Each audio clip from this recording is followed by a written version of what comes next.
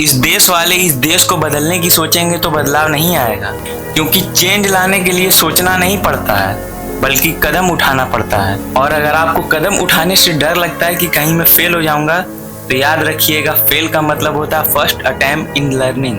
Fail की ये नई डेफिनेशन देने वाले हैं हमारे देश के 11वें राष्ट्रपति, missile man of India, doctor APJ Abdul Kalam साहब, जिन्होंने ना सिर्फ सोचा बल्कि वो कदम उठाएं और वो काम करके दिखाएं। एक बेहतर भारत के लिए हमेशा काम करते रहें, एक बेहतर भविष्य के लिए हमेशा काम करते रहें। उन्होंने अपनी अंतिम सांस भी आराम करते हुए नहीं ली बल्कि काम करते हुए ली, बच्चों को पढ़ाते हुए ली, उनका भविष्य उज्जवल बनाते हुए ली।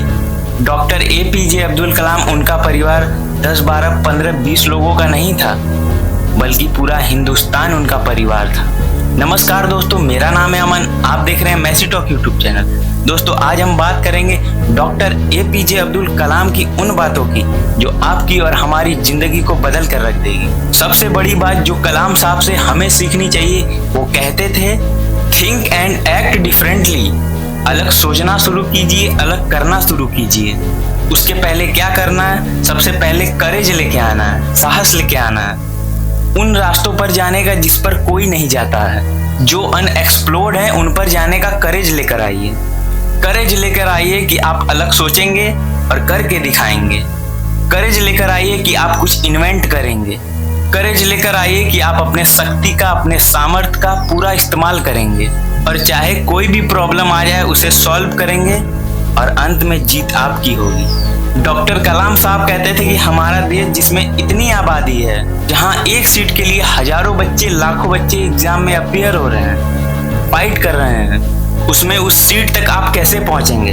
आप तब पहुंचेंगे जब आप अपने माइंड में कुछ अलग सोचना शुरू करेंगे और फिर उस पर एक्ट करना शुरू करेंगे, अलग तरीके से काम करना शुरू करेंगे, तब आप उस एक सीट पर पहुंचेंगे।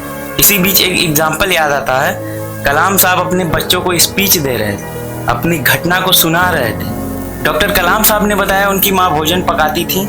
शाम में सब भोजन कर रहे थे घर में, तो पिताजी के थाली में जली हुई रोटी आ गई। डॉक्टर कलाम साहब कहते हैं कि मैं उस वक्त सोच रहा था कि किसी ने नोटिस नहीं किया।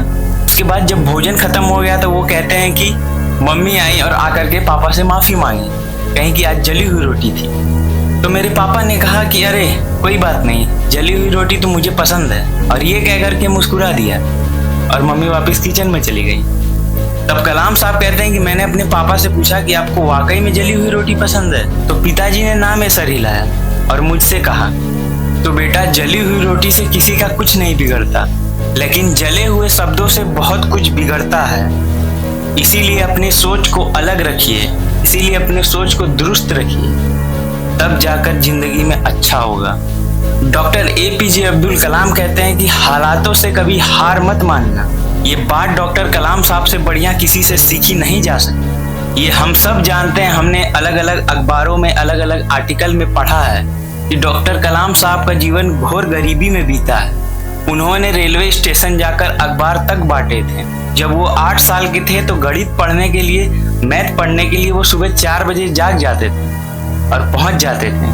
जो मैथ के टीचर थे वो सिर्फ 5 बच्चों को मुफ्त में ट्यूशन देते थे। सुबह 4 बजे उठकर नहाकर जाना पड़ता था। तो नहाकर इसलिए जाना पड़ता था कि जो टीचर थे वो बिना नहाए जो बच्चे आते थे उन्हें नहीं पढ़ाते थे। तो सुबह सुबह नहा करके तैयार होकर पहुंच जाते थे। वहां से आकर वो नमाज पढ़ने जाते थे और वहां से आकर वो अखबार को बांटने के लिए रेलवे स्टेशन या बस अड्डे पे पहुंच जाते थे। अपने बचपन में हर वो दिन डॉक्टर कलाम साहब ने देखा जो संघर्ष का था, लेकिन उन्होंने कभी मुंह नहीं मोड़ा। उन्होंने कभी ये नहीं सोचा कि चलो ये काम छोड़ देते हैं, कुछ और करते हैं, अपने सपने को छोड़ देते हैं। नहीं, पास की एक कविता है, वो कहते हैं कि सबसे खतरनाक होता है सपनों का मर जाना।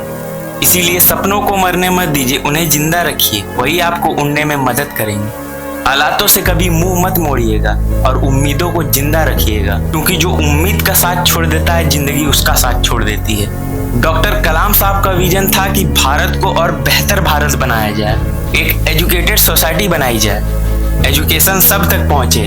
आप समझिएगा उनके जिंदगी में जो बड़े बड़े लम्हे आए, उसमें सबसे बड़ा लम्हा था कि वो राष्ट्रपति पद के लिए चुने गए।